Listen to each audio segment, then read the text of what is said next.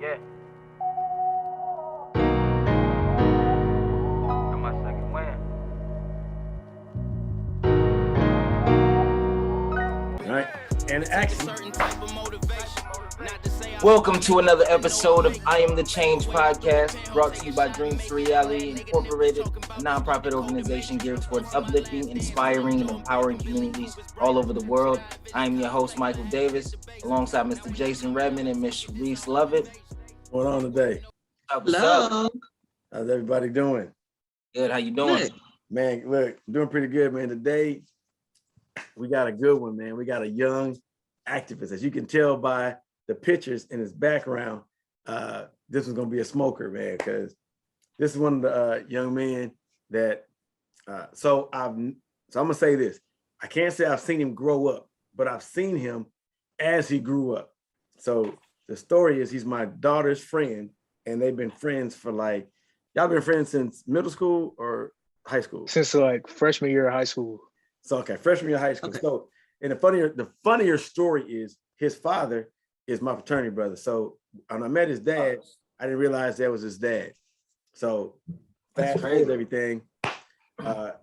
This young man has a great story to tell. I'm gonna let him introduce himself. His name is Jorren Biggs, but I'm gonna let Jorren introduce himself, and then we get back to round robin these questions to you. So Jorren, go ahead and take it away. Tell us a little bit about yourself, brother. Sounds good. Hey y'all. As Mr. Jason said, I'm Jorren Biggs. I'm a current junior at UNC Chapel Hill, studying political science and African American studies. Don't know too much that I should say right now. I guess I'll get some more information out when we get to the questions. Dig it. Okay. So I'm gonna tell this story because this is the first time that I actually got to see Jorren Biggs, the person. Like, I've seen him come over my house, drive 100 million times, but this time I got to see him in a light where I got to see how strong of a person this guy is. So Jordan, this is two person, you let me know, but when his mom passed, he actually spoke at his mother's funeral. And when he spoke, I was like, man, I was in the crowd. I was like, man, this is a rough time. I'm thinking to myself, if I was 18 years old and my mother passed and I got to go speak at her funeral, how would I have responded? But he responded admirably. He spoke eloquently. He's had a strong voice. He wasn't tearing. Dude, man, I was like, yo, this guy right here is one of the toughest guys I know, and he's going places because he spoke so eloquently, mild-mannered, and he spoke with such a strong, like, you ever heard a pastor preaching with such a great sermon? You're like, oh man, the voice was everything, the words was on point, like the verbs and the nouns all flowed together. It did. That man spoke. I was like, yo, I'm inspired. I'm a 40-some-year-old man at the time, like, yo, I'm inspired. That guy right there is doing some big stuff. So just to say that he did that day. So, and I know that was a tough day, but if that story is too personal, man, we'll cut it out. But I could have imagined. Nah, you're good. That was the one day I became a Jorren Biggs fan. Like, I was like, I like that guy. If he gets like some paraphernalia, I'm rocking it. I'm rocking that Jorren Biggs gear. So Jason told us a little bit about you before we hopped on. He said you always were like an activist. You always stood up for things. Is that correct? I think that's pretty correct. Okay. What? Oh, go ahead. I'm sorry. I was saying, I know a lot of times it doesn't feel like activism in the moment, but I guess like looking back on it, yeah. So what made you what made you want to do that? Like, stand up and just, be active in the community. Why choose that path? I mean, I think my parents were just always making sure my sister and I knew that like our situation wasn't everybody's situation and that we had a lot of privileges that other people weren't afforded.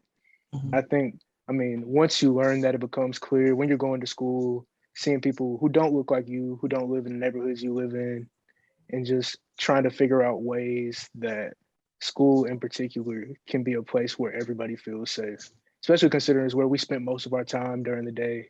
It's where some people might get their only meal of the day, where some people might get their only outlet to not be like a second parent in the home. So making sure that that's an environment that everybody would want to be in.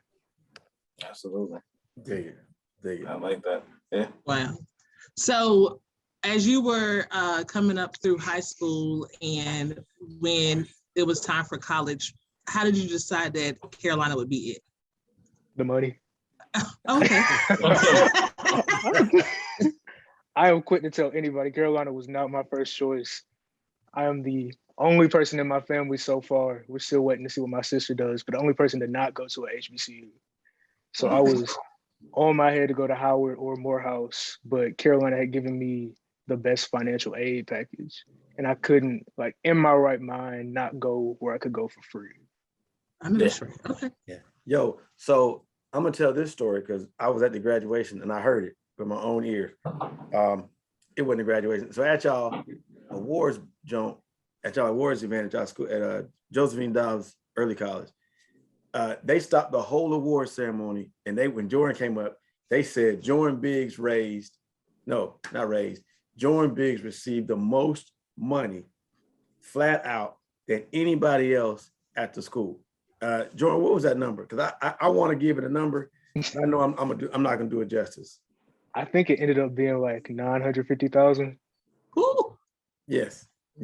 That man had amassed $950,000 in scholarship money from all these different schools. Wow. Yeah. So see, I'm a fan, so I'm always gonna bring up the stuff I know. Don't be humble. I'm like, yo, say this because So there was an incident that happened at an ice cream parlor when you were younger, and my daughter, you were at an ice cream parlor, and you were, I don't want to say racially profiled, but the lady behind the counter racially profiled y'all and treated you all in an unfair manner. It was a big to-do. Your mom and dad got involved in it. I know my wife got involved in it. I don't do all that kind of stuff. I was sitting back in the cut listening to what was going on. I was like, they messed with the wrong youngin. But at that moment, man, tell me, how did that affect the Jorren Biggs at that moment to where Jorren Biggs is right now? Yeah, so what had ended up happening is me, Daisha, and one of our other friends ended up going to like this frozen yogurt shop after we had gotten some food. And, they usually, before COVID, they had the little cups you could get where you could fill up to sample the flavors. Right. So the lady who was working it accused me and our other friend of like trying to steal free samples. And we were like, I don't really know. How you steal free samples? How you do that? Yeah. That's a contradiction. Exactly. Yeah. So we had gone back and forth with the lady. Then she disappeared and said, I'm calling the police. And we're like, calling the police over what? She said, you were trying to steal from us, blah, blah, blah. So the police come, my parents come. I mean, and the whole situation really got blown out of proportion. So after that, it was people from the news asking me to speak about it because I had made a tweet and it got somewhat viral. So it got a whole lot of retweets. Different people were reaching out to me. But I think from that, it just showed me that really you have to know where you are, who you're with at all times. Mm-hmm. But also from that, it was just good seeing how people in the community, all my friends' parents, all my daddy's Facebook friends are just so willing to like come together around each other. And I think it's that type of community that's always going to be necessary. Yeah, that thing when I know your dad was pissed. Like, yeah, he was hot. Like he took to social media, man. He laid that thing out like I think it was day after day after day after day with something. So what was the tweet that went like somewhat viral? I had made a thread explaining what had happened. Okay. I think the first tweet was just like, Menchie's on Garrett Road, racist, a thread. And then I just went through talking about what was happening. So somebody from like ABC 11 did something about it. It was on the radio apparently. And then some podcast I had never heard of had featured the story on like their hot topic segments and called it like sampling while black. Wow. Oh, wow. Oh, wow. So all of a sudden, these people I don't know are coming to me. Like, we heard your story. We're so upset for you, blah, blah, blah. I'm like, I didn't know it was going to do all this. You were in high school at this time? Yeah, I think we were either sophomores or juniors because we had just gotten our licenses. Yeah, I know. Yeah, y'all were everywhere. Yeah. So so like now you said. Go ahead. No, go ahead. Because I interrupt everybody. Go ahead. So, like, what did that do to you as a person? You know, we hear stories and you see it on the news, but when it's someone, you know, relatively close to home, it's just like, wow. But as a person, like, how did that affect you as a person? Because you were still relatively young. I mean, you still are young, but you were younger. I think just in the moment, I didn't have too much of a reaction because I was still trying to take everything in. Yeah. And I guess the biggest thing I felt like personally from it was just how, because there was one officer who came in super aggressive, not really ready to listen to anybody. And that really just confirmed some of the beliefs I already held about the police, how they treat Black people, and confirmed some of the beliefs I had about like how Black people can't really move as freely as we should be able to move. Because like if we can't get a free sample at a yogurt spot, I feel like that's like a bare minimum. Right. Yeah. I mean, I'm stealing free. Is it a title free? I don't get that. Sample. I mean, you know, you get those for free though. You can get right. as many as you want. Yeah. I thought. Yeah, I mean, I remember when I was younger, I used to do laps around the mall, the food section, just to get the free samples. Yeah. You know? Yeah. So that's crazy. So did that in any way affect like what you're going to school for now? Your majors? You said political science and African American studies. Yeah, I think with my majors, I was pretty set. That's always been my path. Okay. Just because my mom was an attorney, so it's always been like something I've been familiar with, something I've been interested in, and I think her being there and able to use whatever legalese she had when the police came, and my dad being there to just sort of serve as a reinforcement, make sure I felt protected, help me from like having that event traumatize me in a serious way. Yeah. But in terms of like school wise, I think I've just always been interested in politics, and I've always been interested in Black people. Okay. So that just made the best sense to me. Gotcha. Oh. How did you so when I'm gonna go back to the pandemic, when George Floyd was killed and they started having protests, when they had protests here in Durham, did you go to those protests too? I did.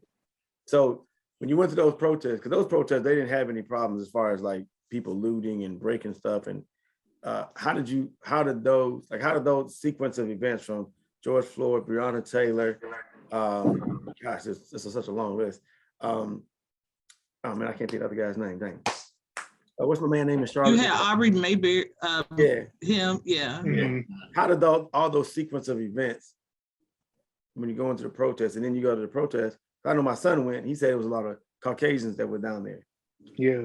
How did all that kind of tie in? I'm all big for allies, but how did that tie in to you having your experience with the police and then coming here talking about police reform and then Black Lives Matter? How did that help shape and help you through all that? Yeah, it was a lot in the moment because I know we were still finishing up our first semester of school on Zoom at the time. Mm-hmm. So it was like all of that's in the news. I'm still trying to keep up with classwork. And then in class, we will have some professors who will like attempt to be allies, say we want to make space for conversation. And then everybody looks at the 2-3 Black people in the class to speak. Yeah. Wow. Answer this question for me. Okay. Yeah. And it's like, it just felt real similar to school, going to some of the protests, it being a whole lot of white people. Mm-hmm. And white people not really caring about the amount of space they were taking up, mm-hmm. or how what they were doing might impact the Black people who were there. Like you pushing up on police, being the first people to throw punches, first people to break a window, you ain't gonna be the one who gets hit. Right. Mm-hmm. Right. Yeah. So them just being so ready to be an ally, but not really knowing what that means. Being more ready for the fight than realizing the fight that you're bringing isn't gonna come to your neighborhood. It's gonna go to It's gonna affect people look like you. We gonna have to deal with that aftermath. So exactly, and more ready to put a picture on social media to show that they were there. Mm-hmm. They're like, and they're one of the good ones, right?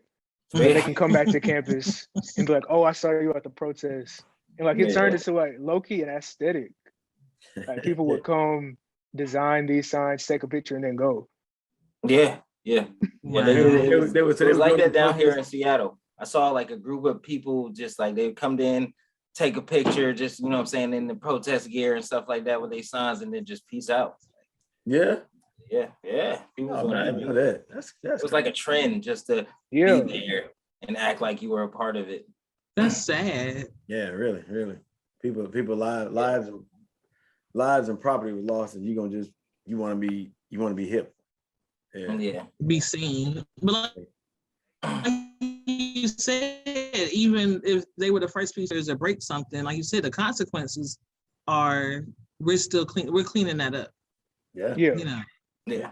Because I mean, I saw plenty of like videos and stuff like that of protesting everywhere, and it would be like Caucasians would be the one breaking stuff, but the news would automatically blame like the Black Lives Matter people and stuff like it would. I mean, off gate. So it was. Yeah, that wasn't the way to do it. No. So if I'm not mistaken, Jorren, there are a couple of different social organizations on Carolina's campus that you are a part of. You want to talk about those?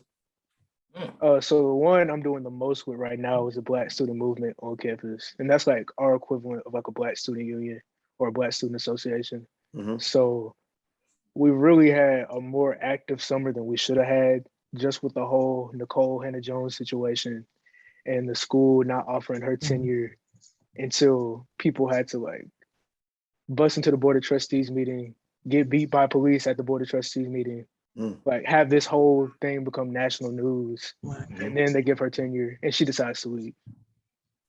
So when I saw that, I chuckled because when I first heard of it, I was taken aback by it. Yeah. So when I first heard of it, I was like, man, I'm leaving. I'm out. If I was her, I wouldn't even stay. I'd be like, I'm gone. Mm-hmm. Oh? Yeah. I can go right down the street to North Carolina Central and get tenure and teach over here. You have to go through all this bull jive to fight to get it. But so, and I asked your dad this question when I heard the news that she was leaving. How did that make you feel? You guys went through all this, getting beat at the trustee meetings, protesting, boycotting, and then she leaves. I was honestly glad she left, to be honest, because I don't think any of us thought she was going to stay after she had to do all of this to get the job in the first place. Right. Yeah. But I'm glad. I won't say I'm glad she went through the process, because obviously that was a lot on her. Mm-hmm. But I think it brought to light a lot of the issues that Black people have on campus right now. And the fact there's only like 7, maybe, Black women with tenure on campus, and we have like 900 professors. Seriously? I did not know that. Yeah, her case brings to light a whole lot of the other issues we have on campus with the amount of Black people who get tenure, with how Black students, Black faculty, Black staff are treated regularly. Mm-hmm. I think she knew what she was doing and continued with it, and we were able to talk with her before she announced it, because she said she didn't want us to feel like we had been left in the dark and we're finding out from the news that she wasn't coming.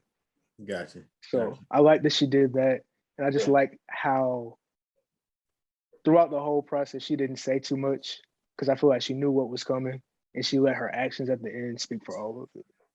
Right. So I'm gonna hog this one. I'm gonna keep this one. Yeah, keep going.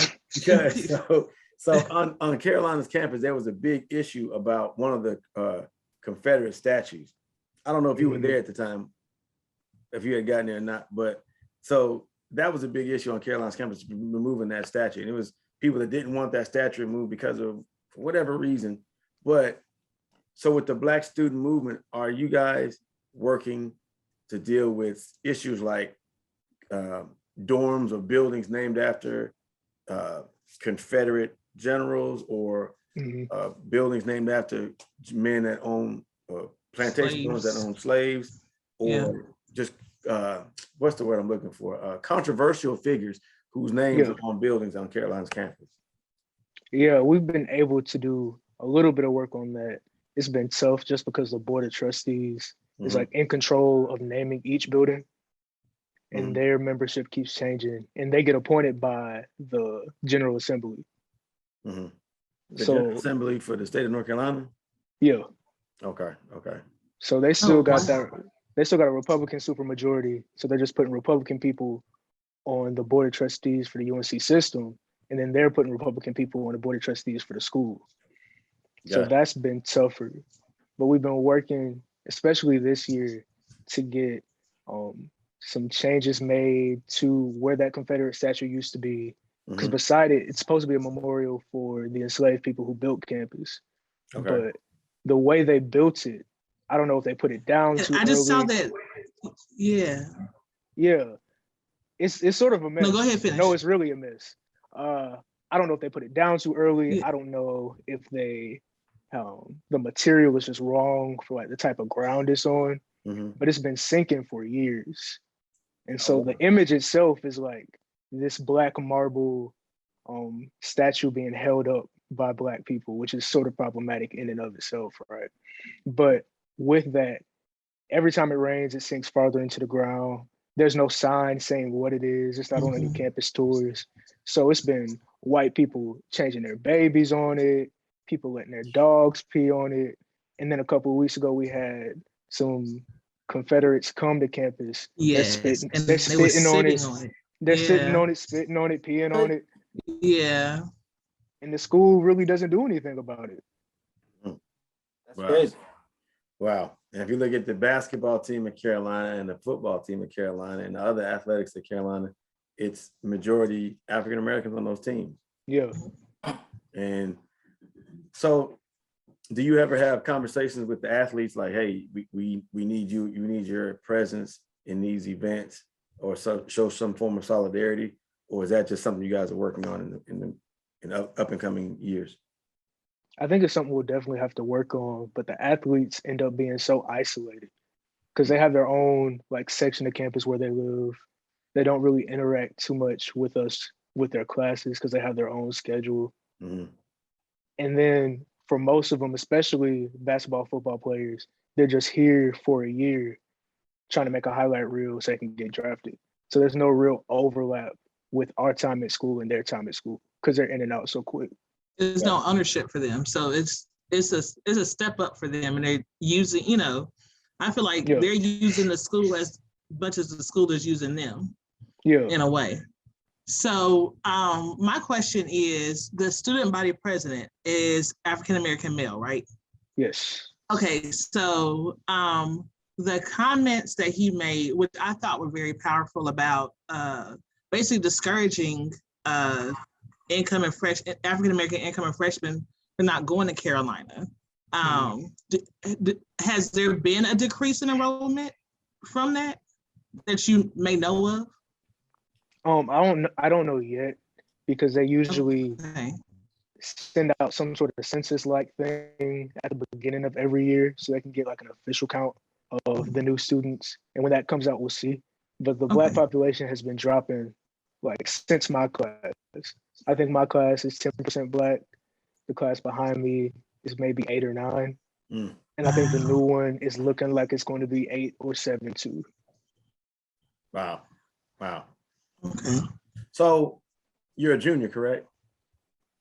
Yes. So when you leave Carolina, I'm assuming law school's in your future.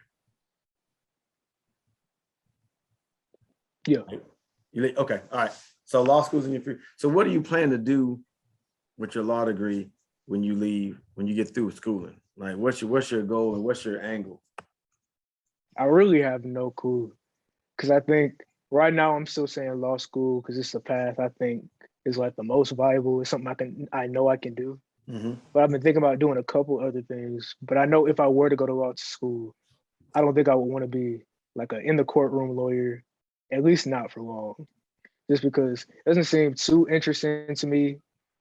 Going to court with my mom or my godparents who are lawyers, they don't seem to have like too much fun with what they do. At least the ones who are like practicing attorneys. I think I would probably try and just use a degree to go into a different field and still have like a terminal degree, but I'm not sure. Okay. That's cool. Because I had heard, and I could be wrong, somebody was saying you wanted to be like a civil rights attorney. Yeah. Okay, good. That's I be leading these questions, man. I'm trying to lead. The little stuff that I do know about Jorren, that's trying to lead the question. Because I was like, man, that's pretty huge.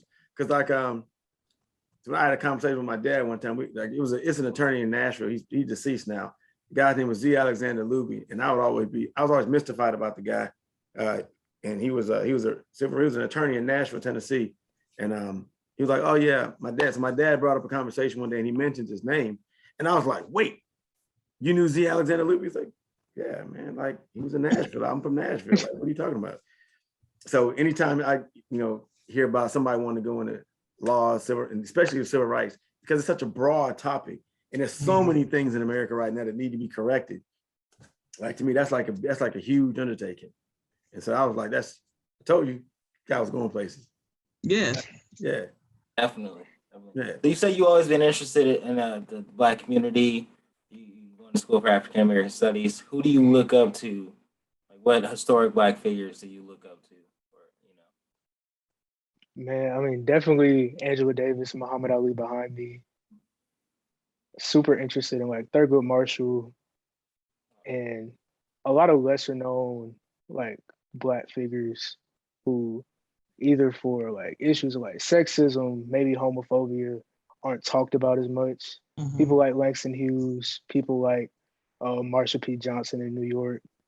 These figures who like aren't really in the textbooks as much as they need to be, but laid the groundwork for a lot of the stuff that's happening right now. Okay. Interesting. Yeah. So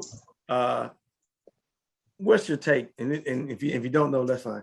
What's your take on the I'm a big Black Panthers fan.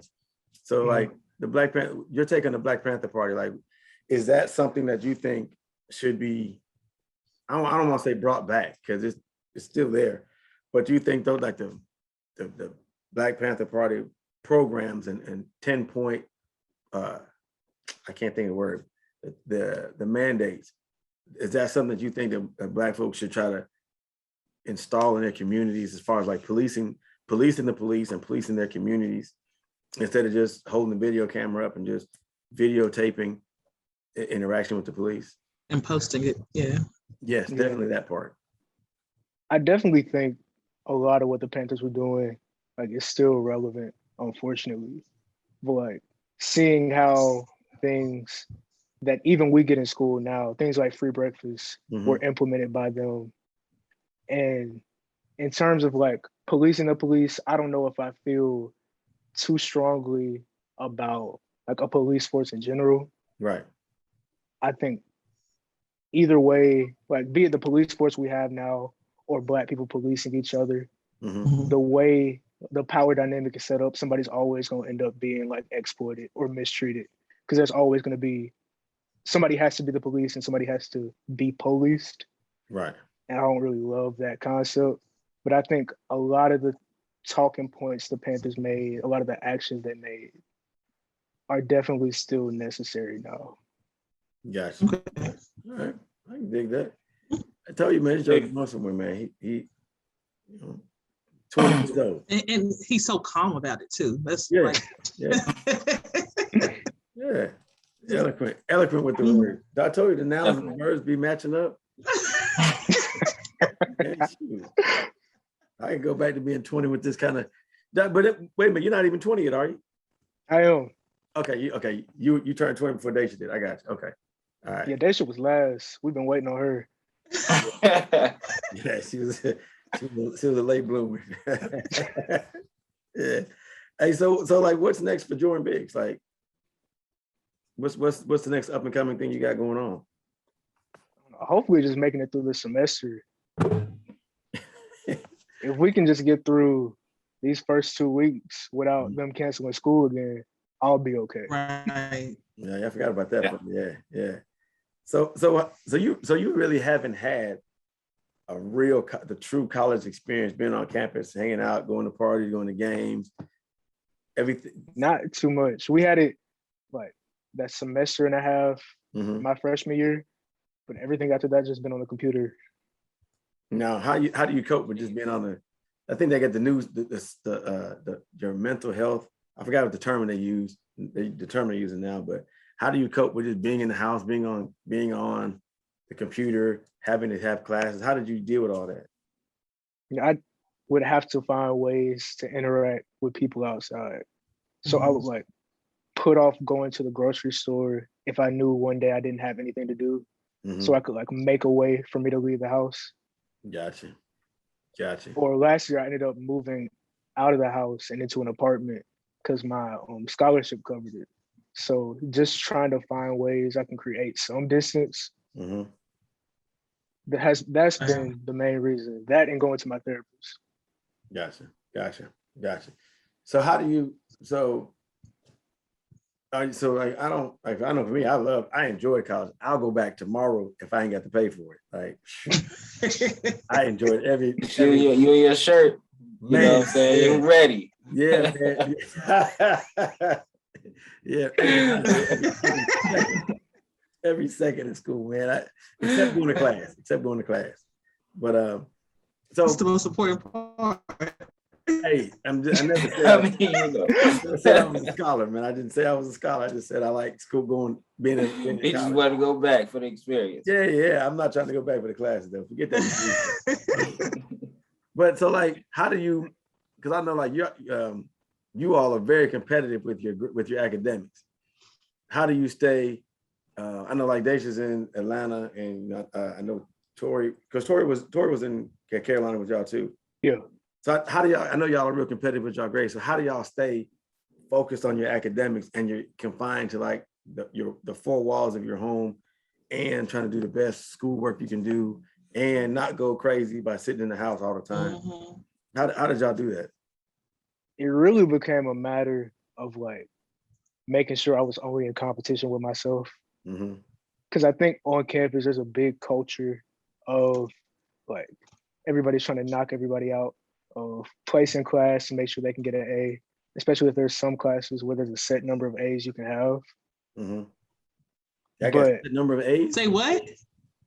I know in some STEM classes, so like chemistry, biology, the way their curve is set up, only like 10% of your class will get an A. And these are like 300, 400 person classes. Oh, wow. So even if 20% did A work. Only 10% would get it. That's wow. Oh, wow. Yeah. See, I'd have been that guy been okay with a B. Y'all wanted an A.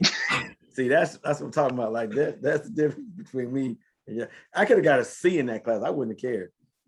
Yeah. I don't think I've ever taken chemistry. For real. Hey man, I was not the above and beyond guy in academics, man.